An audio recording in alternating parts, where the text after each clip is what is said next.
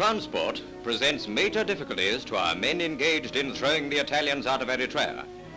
What with railways without engines and mules without speed, progress is hard and slow. British and Indian troops are engaged in this area, and the going is hot in two senses of the word. The thermometer is trying to crack its sides, and the Wasps are trying to crack our advance with everything they can chuck across. At the time these pictures were taken, there were three more important heights of some 6,000 feet to be captured before Keren could fall.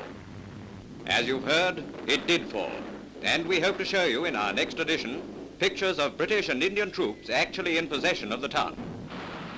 In the capturing of Fort Dologorodok, yet more Italian prisoners fell into our hands, more for our collection. What to do with them is a bit of a problem. Anyone exchange them for a couple of oranges or half an onion? Planes keep our forward troops well supplied with ammunition.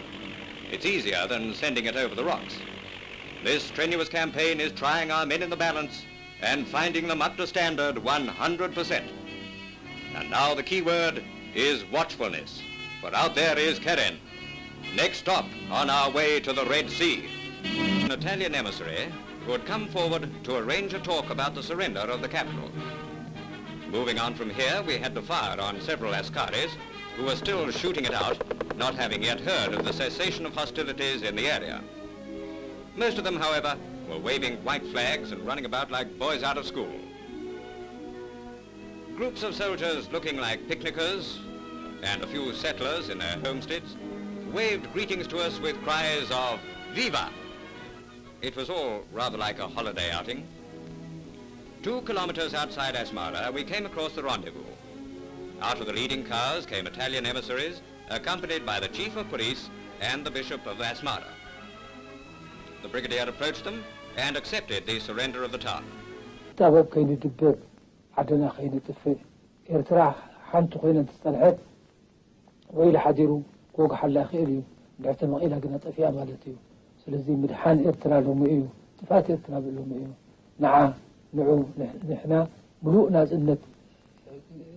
نسوي أيه قرب نسوي له صادكم بلو حبرة مس إثيوبيا سووا له ما كلام من كنت كرنا عدنا الحلم. إيرتريا معناها حدود مستعمرة إيطاليا السابقة المطالبة بالاستقرار وإذا تعذر الاستقرار الوسائل الدولية.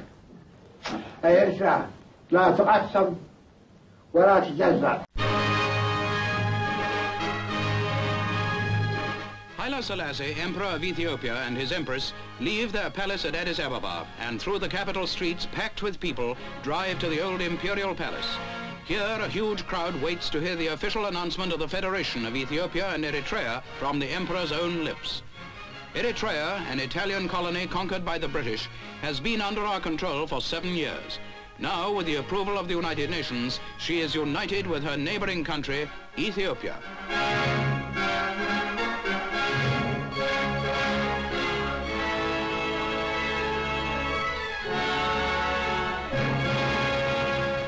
Into the throne room of the Imperial Palace comes Haile Selassie, the Lion of Judah, to sign the Federation Act that will unite the two countries. The Emperor, who has done much for the people of his own country, will bring a firm but just rule to the land of Eritrea.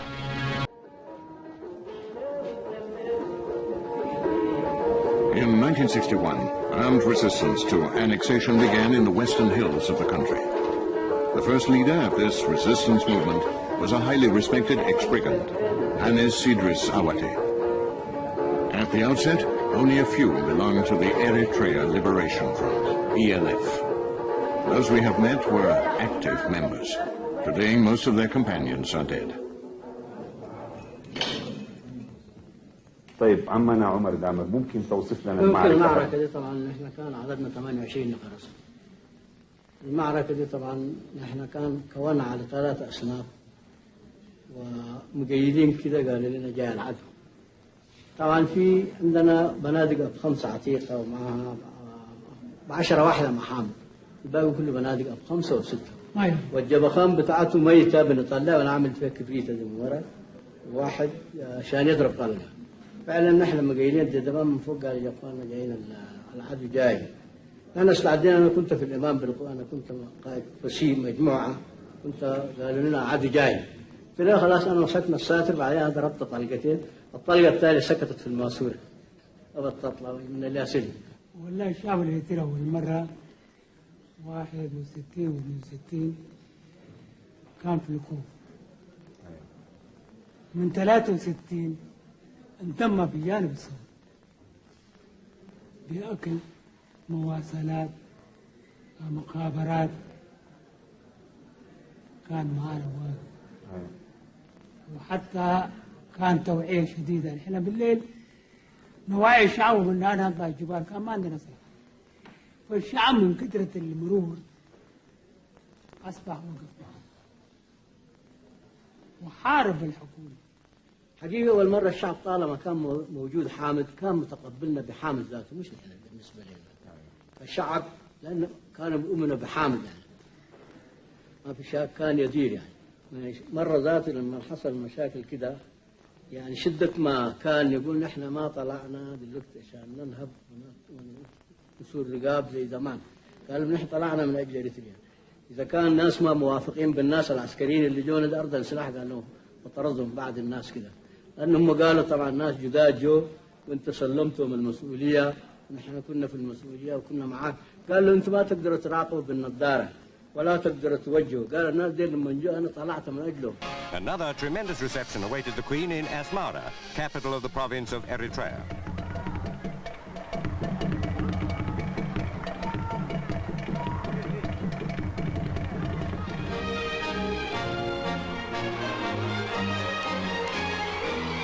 There is a strong secessionist movement in Eritrea, but there was no sign of it as the Emperor escorted the Queen into the city hall.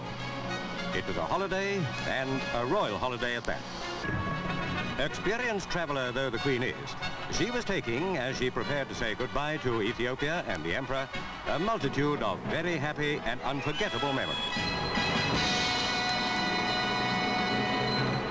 The Eritrea Liberation Front began amongst the Amir people, nomadic tribes on the western plains.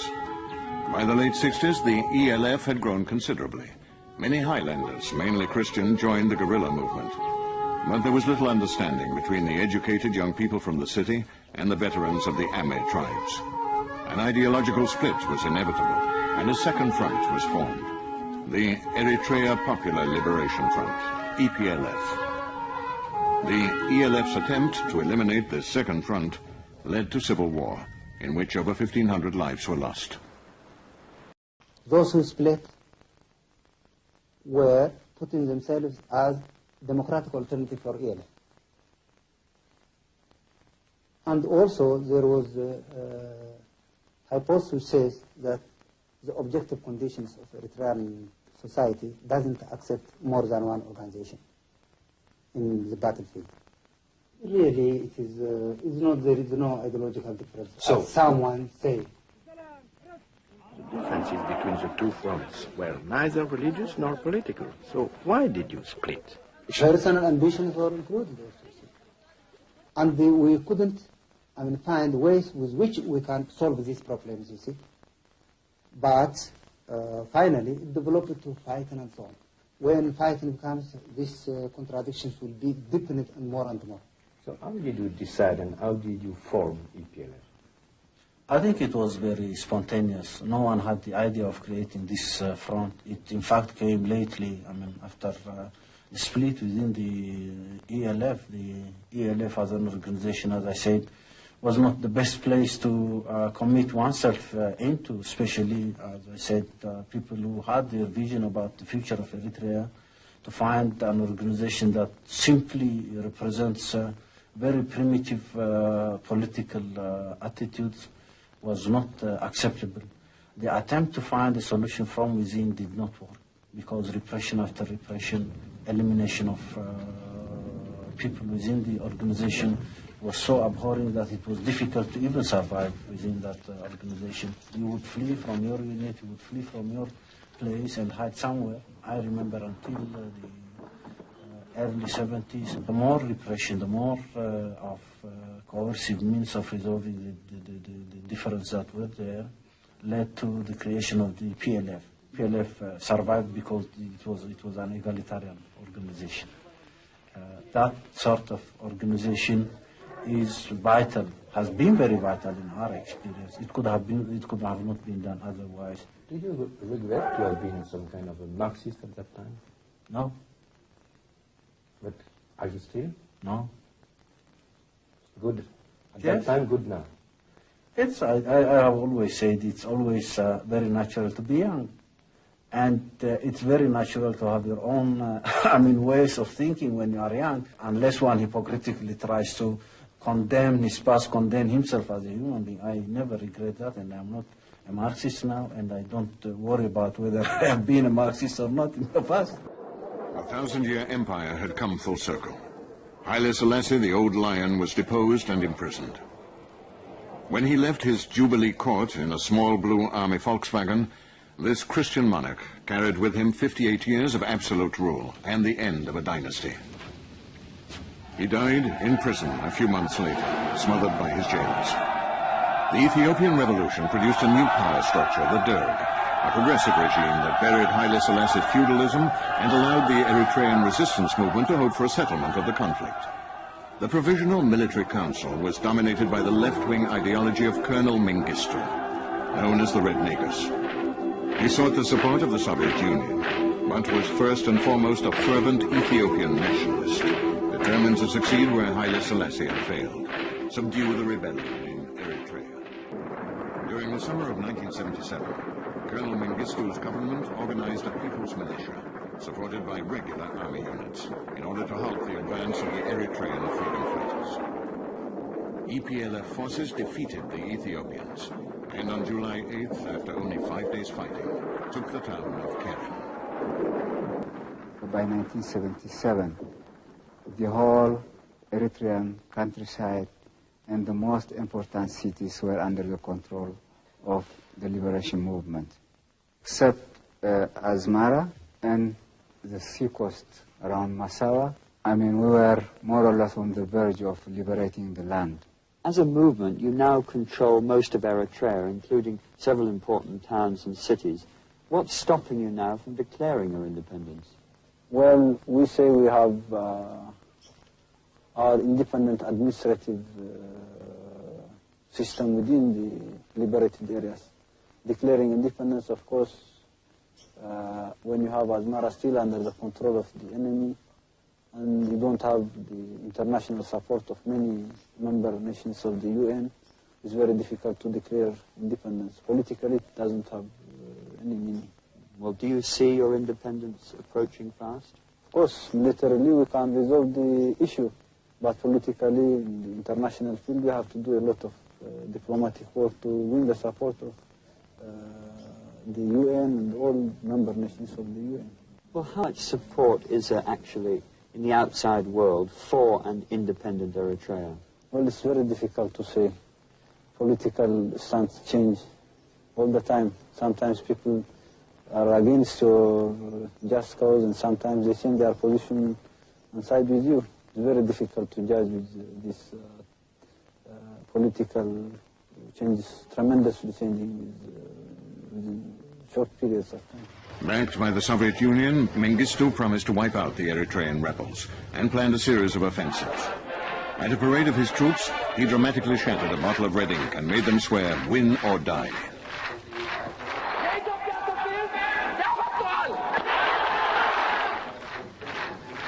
In December 1977, the EPLF attacked Massawa, managing to occupy part of the town, while the Ethiopians still held the port area. Bitter fighting, much of it hand-to-hand, took place. Soviet Navy destroyers tipped the balance and enabled the Ethiopians to repel the attack. It was a serious defeat for the EPLF, with heavy loss of life in one of the war's bloodiest battles. The intervention of the Soviet Union came early, in 1978. And as you can understand, the Soviet Union was more than willing to support the Ethiopian government with whatever means to change the balance of force. So the initial support which they give to the Ethiopian government was about 3 billion of military hardwares. They were fast in rebuilding this armed force. And the by 1978, they were able to mobilize about 100,000. So with this coordinated attack against the Eritrean force, they were able to push the front back to the northern part of Eritrea. The EPLF decided to withdraw to the northern part of Eritrea around Nakfa. This was the front which was established in 1978. The situation within the resistance movement became a little clearer. After 10 years of rivalry, the original ELF movement was attacked and driven towards the Sudan. Some of the units joined the EPLF, others remained independent. But the EPLF was by now the only significant liberation movement in Eritrea. Breakthrough came in 1988, where we were able to destroy the center or the core of the Ethiopian armed force around Abad.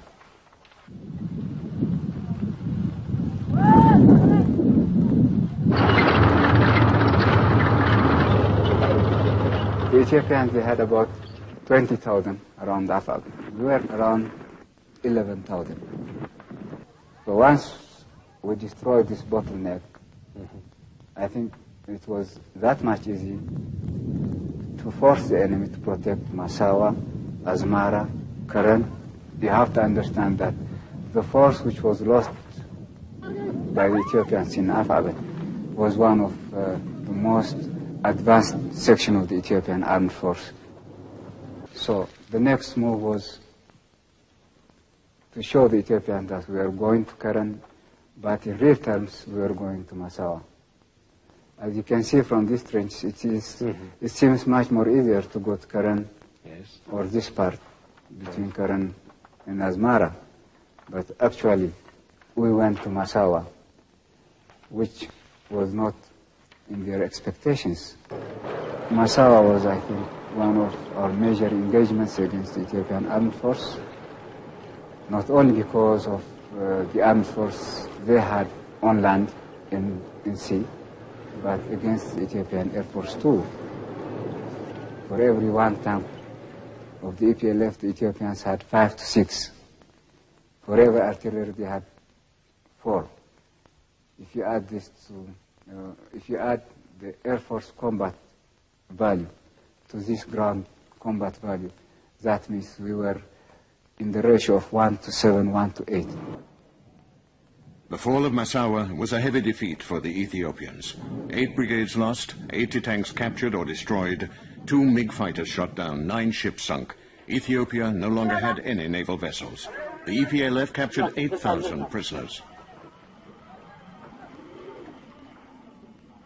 Mengistu had preserved the monument to Haile Selassie in order to emphasize Ethiopian domination of this ancient town. The freedom fighters tore down the old symbols. In the spring, the offensive began again.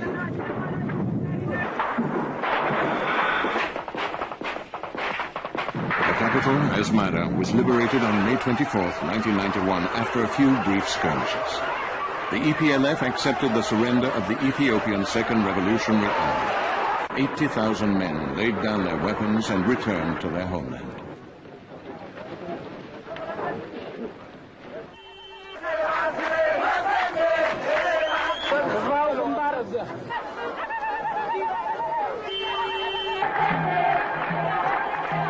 Isaiah Afewerki set up a provisional government and announced a referendum to be held within 2 years. At the same time, in Addis Ababa, the regime of the Red Niggers was collapsing, overcome in the north by the Eritrea Popular Liberation Front, and in Ethiopia by an armed opposition led by rebels from the Tigray region. Mengistu fled. It was May 28, 1991.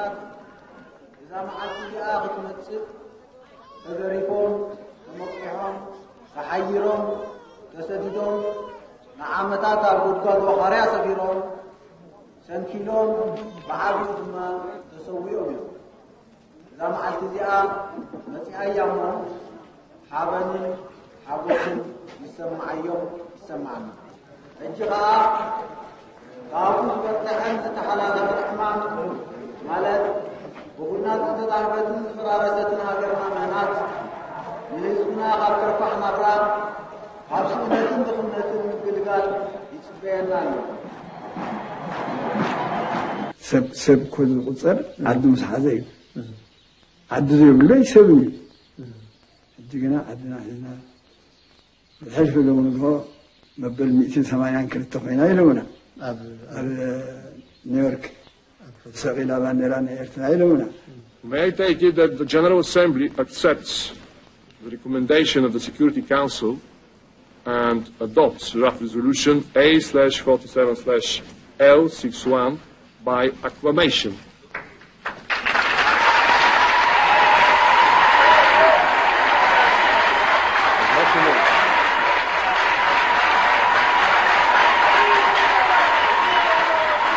It is so decided.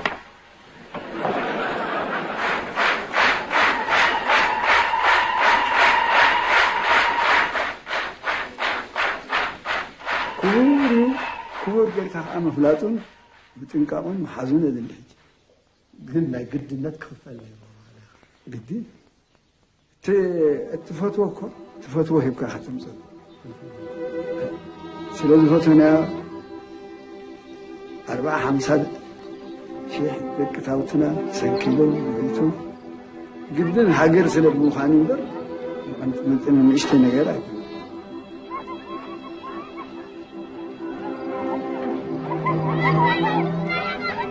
ناس الناس يزيد علي ولا عمد كنت عمد بزي بالعين قبلنا كنت دقيت اسوي يوم دوم وقعدت بانديرا مسون بري سلام.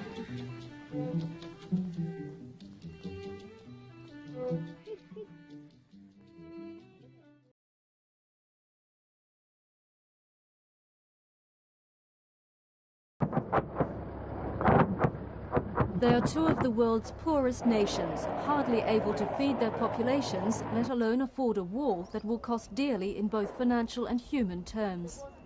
But for the second day running, the fighting between Eritrea and Ethiopia did escalate and threaten to engulf the region. They will never win the war. We are confident we will save our land and we will defend them confidently. In the capital, the latest escalation of violence was cause for celebration. Unless a resolution can be found to the border dispute driving the aggression between the two nations, more bloodshed seems inevitable. Today, Ethiopia still occupies Eritrean territory that it took during a bloody 2-year border dispute that ended in May 2000.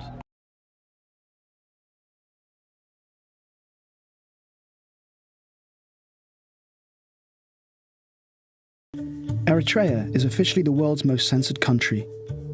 President Isaias Afwerki has ruled the country since its independence from neighbouring Ethiopia more than 20 years ago. Access to information is limited. Just 1% of the population have access to the internet, and only 6% have a mobile phone.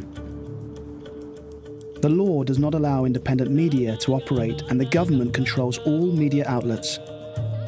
Foreign access to the country is heavily restricted, with independent footage being extremely rare. In June 2015, the UN published a commission of inquiry on human rights in Eritrea. The commission found that systematic, widespread, and gross human rights violations have been and are being committed with impunity in Eritrea. All Eritreans are conscripted into the army for national service that can last their lifetime, a policy which international organizations and politicians have equated to slavery. I recently renewed sanctions on some of the worst abusers, including North Korea and Eritrea. Avec l'Érythrée, il faut mettre une pression maximale, parce que ce qui s'y passe est extrêmement grave. Personne n'en parle. C'est un pays qui se vide de sa population. there was the outbreak of the Eritrean Revolution in September 1961 all the way to 1991. Here, all Eritreans supported EPLF as a vehicle for realization the aspiration of independence. There is a question that the Eritreans ask right now. 25 years of independence, of liberation, what did we gain?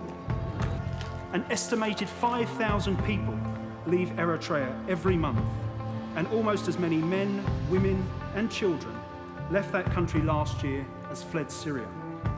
This is a country where it's illegal to leave the country from the age of 6 years unless you have official government authorization, 6 years old. But, you know, the problem is really that he runs the country with a tiny group of people.